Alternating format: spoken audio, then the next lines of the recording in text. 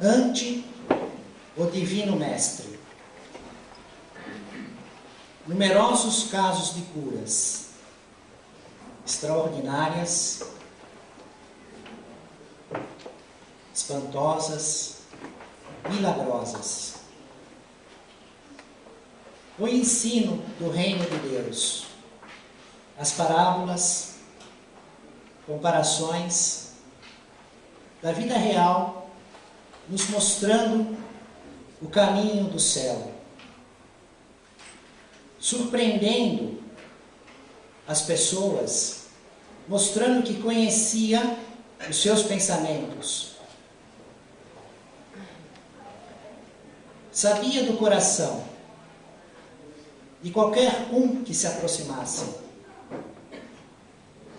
sem a necessidade de que lhe fosse apresentado, dominando os fenômenos da natureza, acalmando tempestade, multiplicando pães e peixes, transformando a água em vinho. Vamos estudar hoje algumas circunstâncias dos homens e dos espíritos ante o Divino Mestre. No primeiro momento, é a cura do cego Bartimeu. Bartimeu, filho de Timeu. O cego, que sofria naquela época um enorme preconceito do povo judeu, castigo divino. Julgavam que a criatura que desobedecesse às leis, que Deus não estivesse satisfeito com ela, viriam uma série de desgraças, sofrimentos, doenças, misérias, domínios. Nem nome tinha. O filho de Timeu, Bartimeu, cego, na última viagem de Jesus rumo a Jerusalém, passando por Jericó. O fato ocorre em Jericó, oásis, mais de 200 metros abaixo do nível do mar, entre Jerusalém, quase 800 metros acima do nível do mar, e o Mar Morto, aproximadamente 394 metros abaixo do nível do mar, próximo ao deserto, mas no oásis de Jericó. Jesus passava com a multidão que o seguia, comprimia, desejava falar, curiosos, amigos, inimigos, aqueles que desejavam matar. Como o cego, Bartimeu nada via, mas ouvindo aquele ruído, aquela movimentação, Bartimeu questiona a quem está próximo: o que está ocorrendo? Ele diz: é Jesus de Nazaré que está passando. E ao ouvir esta informação, Bartimeu fica possuído de uma esperança, de uma fé. Desejava estar diante do Cristo para ser curado. Mas ele não está vendo por onde está passando Jesus, como lhe dirigir a palavra, para chamar a atenção. Então ele começa a gritar: Jesus, filho de Davi, tem compaixão de mim. Todos são completamente indiferentes ao desejo de Bartimeu, como se ele não estivesse pedindo nada. E Jesus seguindo, e a multidão com ele.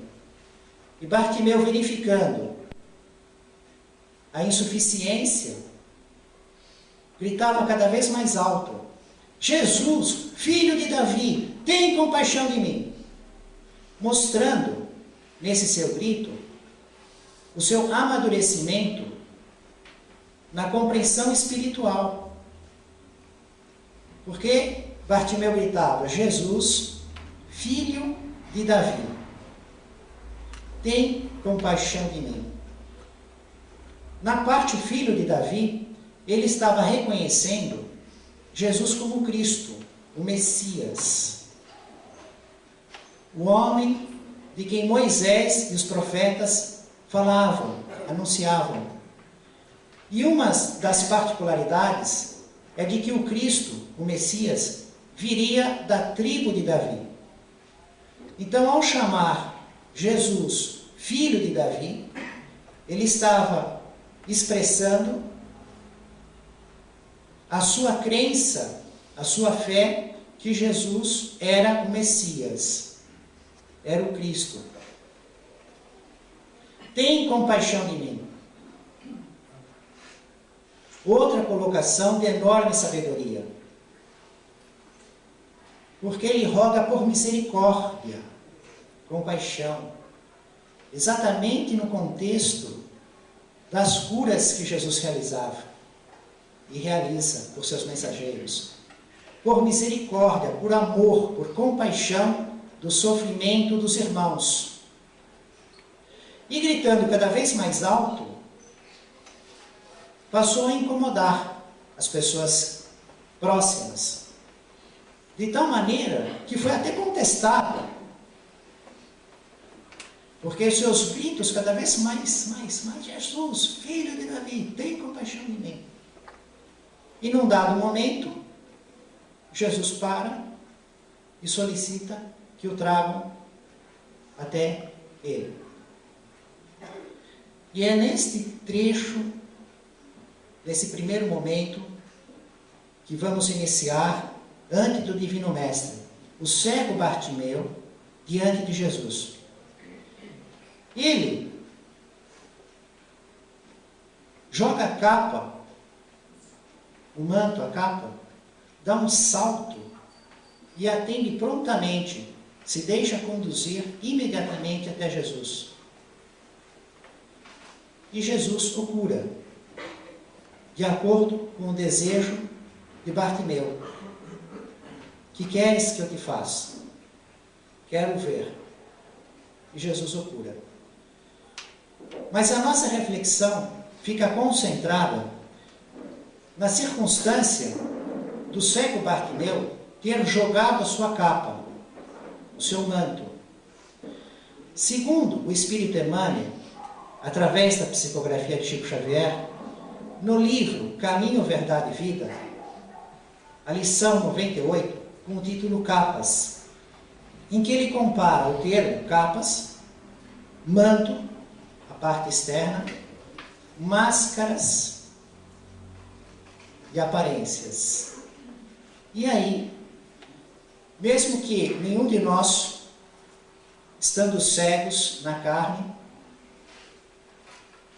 através de um forte símbolo espiritual, Emmanuel nos coloca todos dentro desta lição, nesse contexto, nos fazendo ver que espiritualmente, como seres inteligentes, como espíritos encarnados, estando numa personalidade humana, num sexo masculino, feminino, uma certa faixa de idade, com certas relações sociais, pai, avô, neto, irmão, numa profissão, engenheiro, pedreiro, atendendo o público, nós vestimos máscaras, nós mantemos aparências, as aparências exteriores.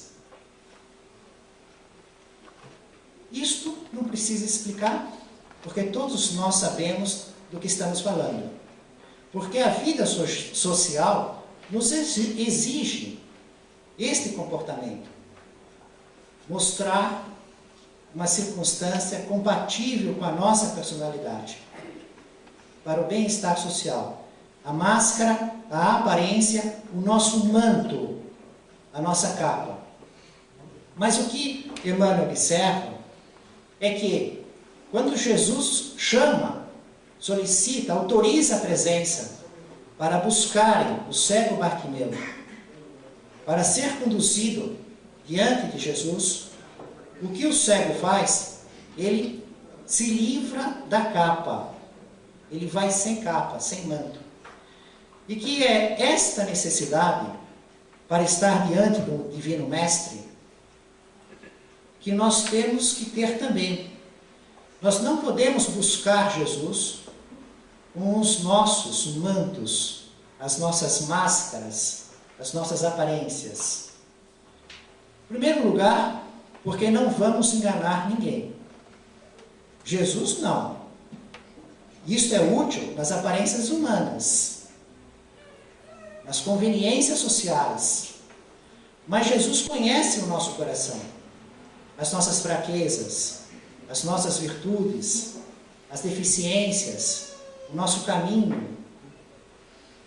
Então, nós podemos e devemos se apresentar diante do Senhor, jogando fora a capa do mundo transitório e se apresentando como somos, sem mais nem menos. O desapego, também muito importante. O desapego dessas formalidades transitórias da vida. E assim, o cego Bartimeu, depois de ter se livrado de sua capa, estando diante de Jesus, foi curado da visão. Num outro momento, uma outra pessoa está diante de Jesus. Porém, esta pessoa, muito longe do modo como foi o cego Bartimeu. Antes mesmo, ela não queria ser vista por ninguém. A mulher flagrada em adultério. Tendo sido flagrada em adultério, como a lei de Moisés mandava apedrejar até a morte, ou e a adúltera, o adúltero e a adúltera, mas só era praticada na adúltera, dentro desse contexto. Então ela foi agarrada e levada de um modo obrigatório, constrangida. E esta passagem, com uma série de detalhes que não vamos estudar hoje, vamos nos concentrar apenas numa característica desse drama, que envolve a lei de Moisés, a falsidade daqueles que levaram esta mulher para Jesus, querendo comprometê-lo, criando uma dificuldade ao tomar uma decisão, ou confirmando a lei de Moisés e ela sendo executada, se comprometendo com o Império Romano. Não é este o ponto do estudo desta noite. O que nos importa no momento é aquilo que todos nós sabemos, que Jesus diz: atire a primeira pedra, aquele que estiver sem pecado, e todos se retiram. Então, erguendo-se, Jesus lhe disse para a mulher: mulher, onde estão aqueles teus acusadores que flagraram em adultério e trouxeram aqui e perguntaram para Jesus? A lei de Moisés manda apedrejar. Ninguém te condenou? Ela respondeu: ninguém, Senhor. Disse então Jesus: nem eu te condeno. Vai e não peques mais. Observamos que Jesus não julgou. Jesus veio para julgar o mundo. Jesus veio para salvar. Compreendendo que salvar é auxiliar na evolução. Porque todos nós estamos destinados ao mesmo fim, a vida eterna. Ou seja, uma história sem fim, a vida eterna. Que a nossa inteligência ainda não possui condições de compreender isso de um modo claro. Este conceito da vida eterna, espírito puro, criatura perfeita, com faculdades da inteligência, a ponto de estar face a face com Deus, podendo formar mundos, isso nos parece ainda até que inexequível. Contamos com a presença do próprio Cristo, e é o único Espírito nesta condição na Terra, o governador espiritual do planeta. E ele é a própria prova de que a perfeição da criatura é possível. E ele mesmo diz que todos seremos como ele, perfeitos, dentro da perfeição relativa da criatura. Então Jesus vem para nos auxiliar a evolução. E aí é que está o ensino muito importante dentro dessa letra. Nem eu te condeno. Vai e não peques mais. Emmanuel nos traz no livro Pão Nosso, a lição 50, preserva a ti próprio. Veja que interessante. Quando ele diz para ela, vai e não peques mais. Porque ela tinha pecado. Ele não disse que ela não tinha pecado, que ela era uma inocente, que não havia sido uma dívida. Mas ele disse para não contrair outra dívida. Ela escapou naquele momento da execução, mas na lei divina ela continua devedora. E se ela não se corrige, o que vai acontecer com o procedimento nos próximos dias? A dívida vai aumentar. Então, quando Jesus diz, vai e não peques mais, Emmanuel nos traz a reflexão, preserva a ti próprio. Jesus cura, mas se não a conservamos dentro de nós, ninguém poderá prever as consequências. Então, os ensinos, as curas que Jesus nos traz, não é simplesmente que Jesus nos cura e nos ensina e nós não temos nada a fazer. Sozinho, as coisas correm naturalmente. Ele cura o cego, o paralítico, ele evita o apedrejamento, ele nos ensina o reino dos céus e nós não precisamos tomar providência nenhuma. Não é assim. Nós somos obrigados a conservar, a trabalhar naquilo. Porque se desperdiçar, se incidir no erro, quais vão ser as consequências? É como tendo uma conta negativa e a vida travada. Também isso não precisa explicar.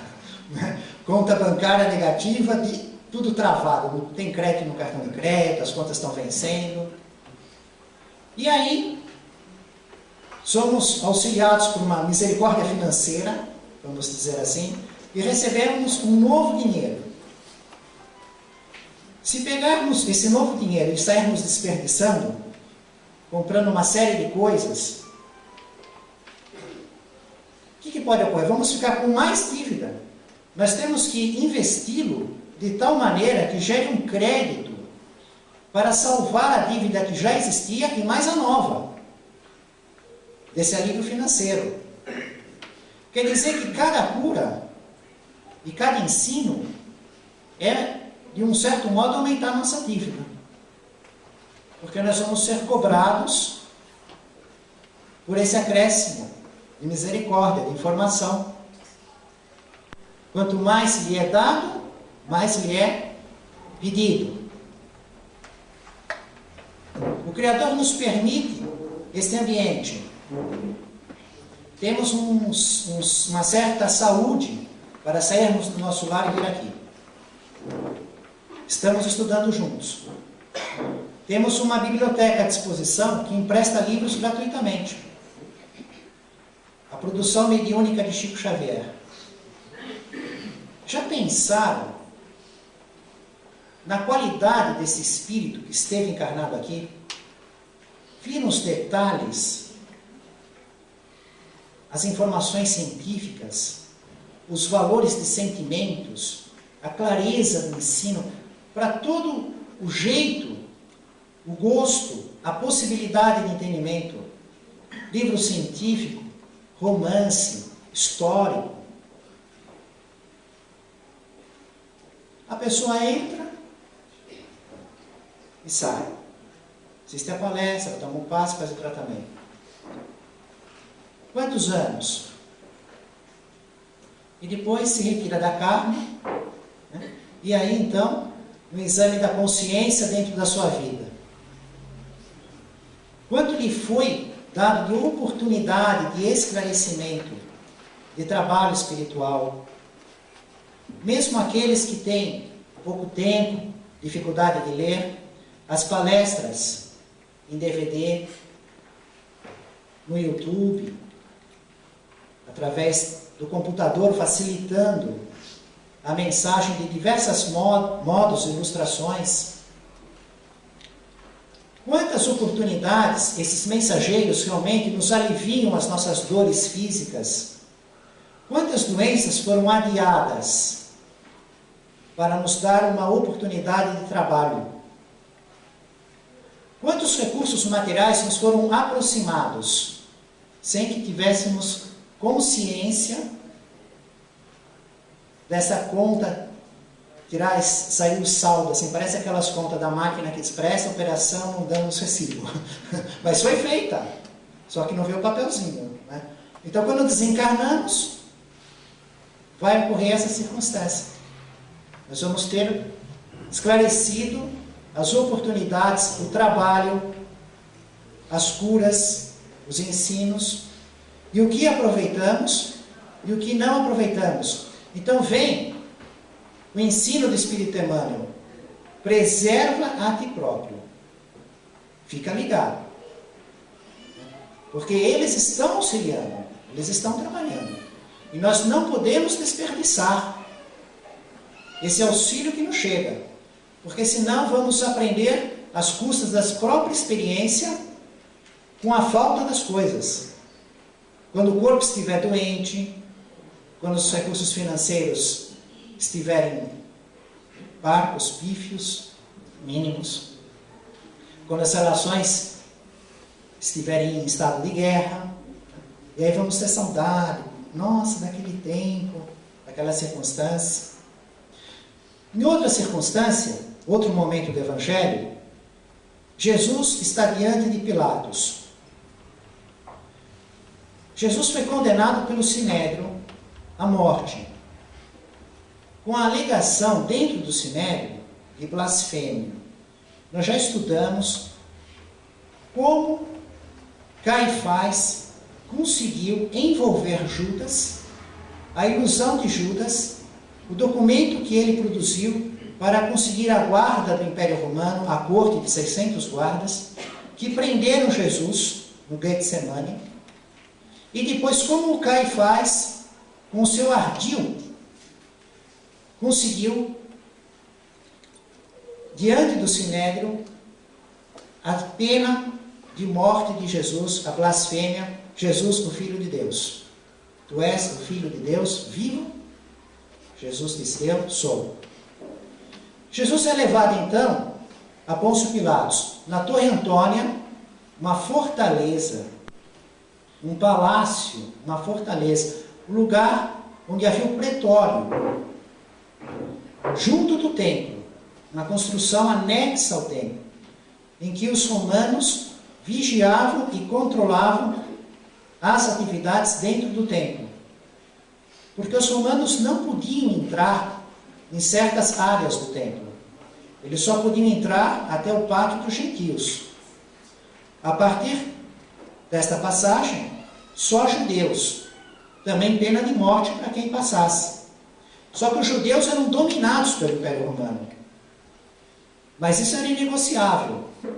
Então havia um dilema: passa todo mundo a fio de espada? Ou respeita essa área? A Torre Antônia era a solução, uma construção junto, mais alta, que eles não estavam com o corpo lá dentro, mas estavam vendo tudo, e com certas ligações, que se fosse necessário entrar, aí eles entravam, com força armada. Mas, o que nos importa em Jesus e Pilatos diante de Jesus, é que houve um drama em que Pilatos tinha que falar com o povo os judeus, os sacerdotes, e falar com Jesus. E os judeus não entravam na Torre Antônia, não entravam no pretório, nesta área, porque se eles tocassem esse espaço, eles ficariam impuros. E eles estavam na semana da Páscoa.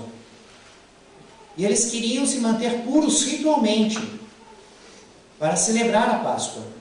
E a Torre Antônia, dos pagãos, gentios, então eles ficavam do lado de fora. E Jesus estava lá dentro. Então Pôncio Pilatos conversava com os judeus, os principais sacerdotes, aquela multidão que cercava, que nem observamos assim, nos lembra essas invasões de campo de futebol, aquela massa enlouquecida, enfurecida, querendo invadir. E tinha que ser guardado, uma circunstância muito delicada, e Pilatos entrava e falava com Jesus, e saía e falava com os judeus. Entrava e falava com Jesus, e saía e falava com os judeus. E eles tinham passado a acusação de o rei dos judeus. Porque para ser rei tinha que ser nomeado pelo Império Romano. Os judeus, com a circunstância de filho de Deus, não teria nenhuma importância para o Império Romano essa circunstância de filho de Deus. O problema era ser rei dos judeus. Era um outro motivo para que Roma confirmasse essa sentença. E Pôncio Pilatos não queria condenar Jesus, não queria confirmar essa sentença. Os detalhes desse drama nós podemos estudar no livro Há 2000 anos. Na psicografia de Chico Xavier, o Espírito Emmanuel nos explica os detalhes disso. O que pensava Pôncio Pilatos, os dramas. As 3 tentativas de Pôncio Pilatos para evitar a condenação, a confirmação da sentença de morte. A primeira tentativa foi Públio Lentulus, que sugeriu a Pilatos que enviasse Jesus a Herodes Antipas. Públio Lentulus, o senador do Império Romano que estava presente na época, que é o Espírito Emmanuel, o guia do Chico Xavier. E tinha mais poder do que Pôncio Pilatos na época, porque ele tinha os 2 mandatos. Ele tinha o mandato do Senado e do Imperador. E Pôncio Pilatos só tinha o mandato do Imperador, Tibério César. Bom, a segunda tentativa foi Políbios, que era um ajudante de Pôncio Pilatos, sugerindo a pena do açoites para ver se a multidão se acalmava. Também não houve possibilidade. A multidão estava enfurecida. E a terceira e última tentativa foi, novamente, o senador Públio Lentulus, tentando fazer uma troca de presos. Perguntando a Pôncio Pilatos se ele tinha um homem já condenado, julgado, de acordo com o processo romano, condenado, ele tinha Barrabás. Então ele propôs, vamos tentar a condenação de Barrabás e soltar Jesus. O fato é que desde o início, Pilatos então ficou entre e sai, e a questão era o rei dos judeus. E Jesus, no momento, disse para Pilatos, todo aquele que é da verdade, escuta a minha voz. Que colocação forte. Você é da verdade? Nós somos da verdade? Nós somos da verdade ou da mentira? E Jesus diz, todo aquele, é mais forte, todo aquele que é da verdade, escuta a minha voz. Aí Pôncio Pilatos perguntou para Jesus, o que é a verdade? No entanto, ele perguntou, mas não ficou para escutar. Ele perguntou, o que é a verdade? E segundo a letra do Evangelho, está escrito expressamente assim, e, tendo dito isto, saiu de novo para falar com os judeus e disse aos principais sacerdotes e às multidões, não encontro culpa alguma neste homem. Percebam o que aconteceu? Jesus diz que todo aquele que é da verdade, escuta a sua voz. Ele pergunta, o que é a verdade? Em vez de ficar para ouvir, ele só pergunta e sai, não fica para ouvir. E nós, quando perguntamos ao Cristo, o que é a verdade? Nós ficamos para ouvir a voz do Cristo? Ou perguntamos e saímos?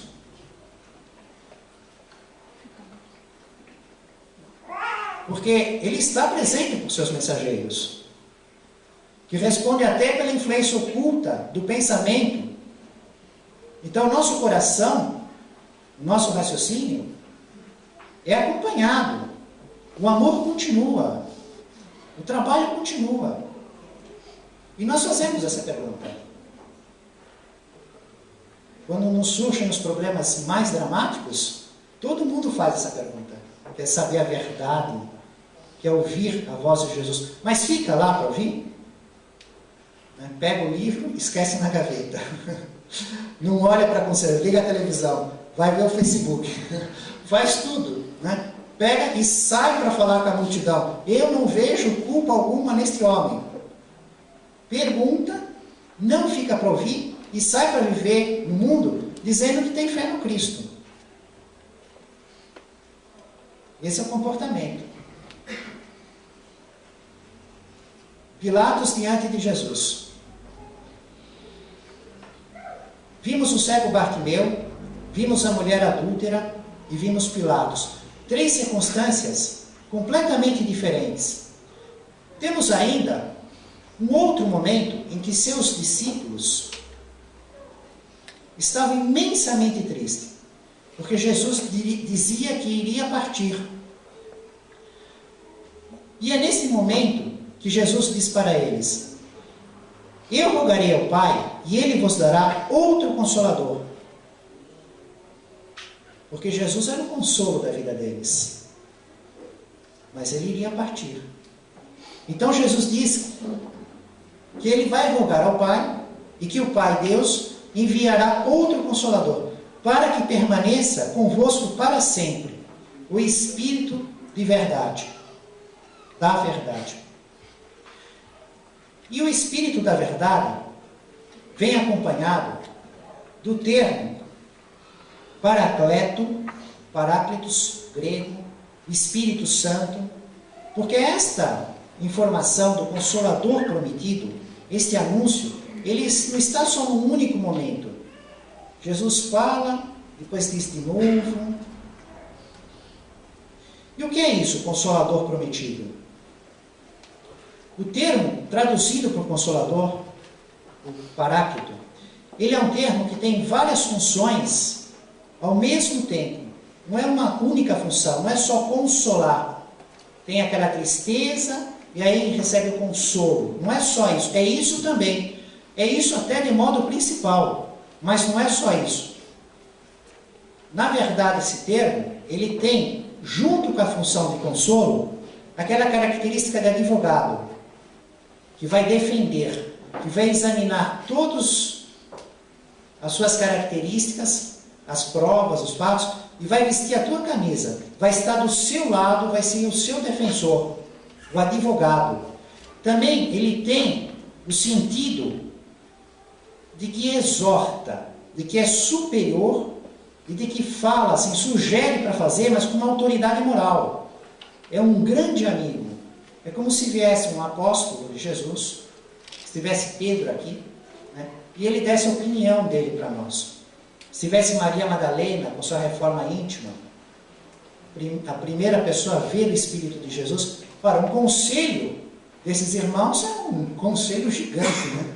É uma exortação, é uma sugestão muito forte. Então o Consolador, ele vem, além de consolar, vem estar junto para nos defender, nos proteger, exortar, nos sustentar no bem, na fé, na esperança, no bom procedimento.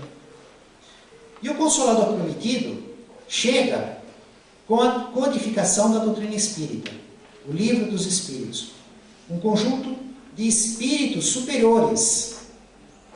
É o Espírito Santo, que Jesus diz, o Espírito da verdade e o Espírito Santo. O que é o Espírito Santo? É o conjunto de espíritos superiores, no saber e na moral.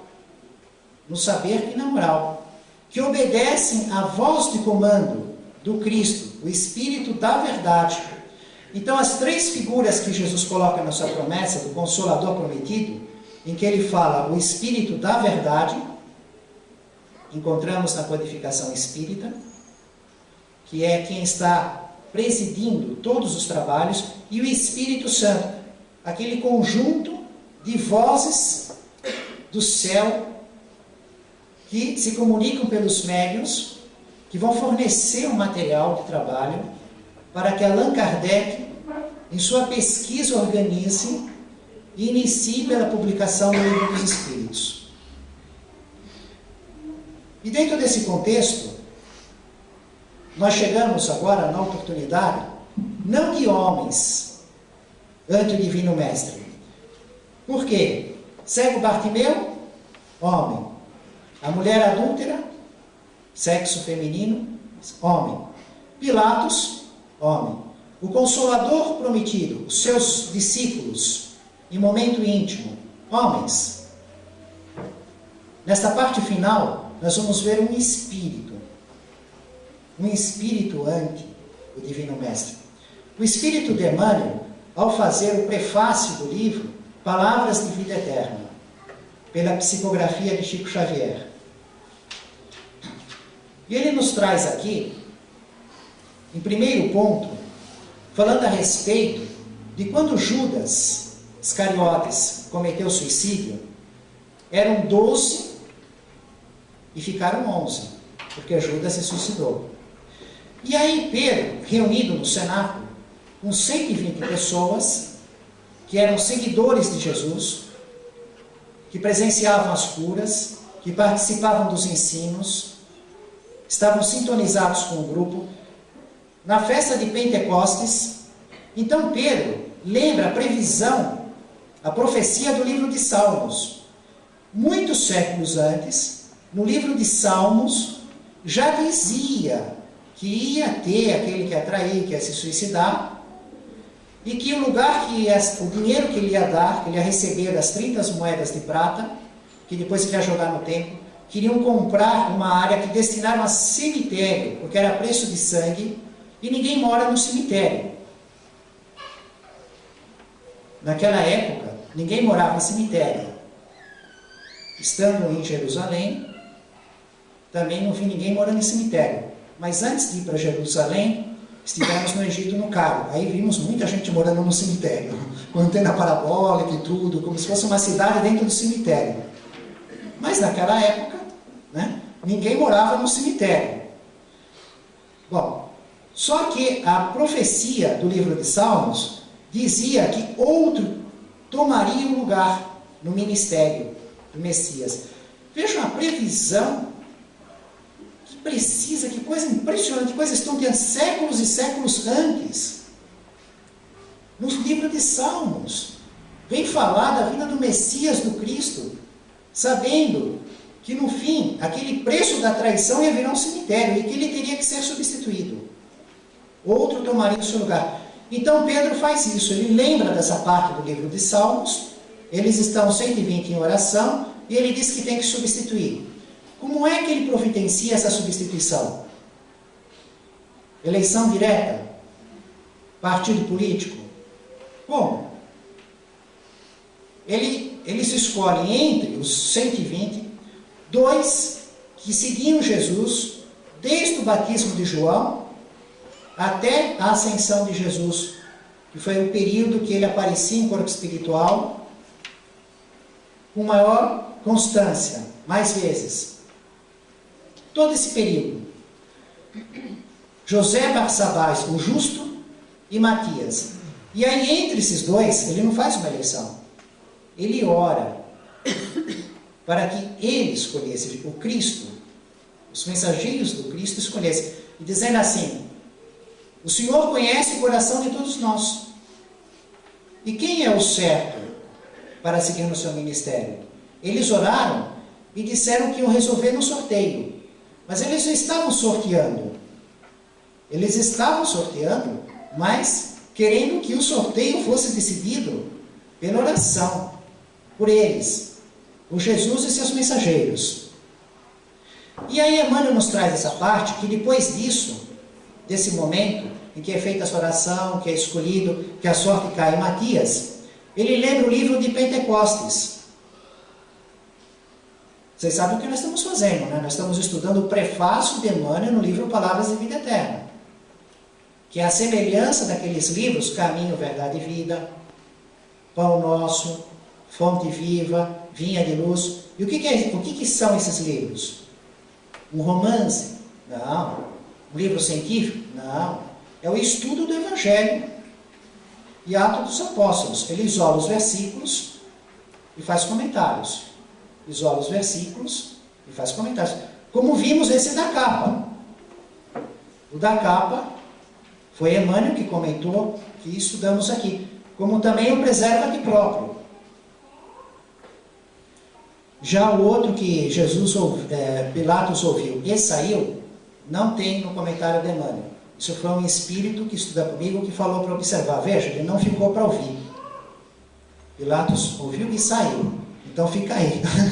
Fica ouvindo Jesus no livro. Não vai sair. Né?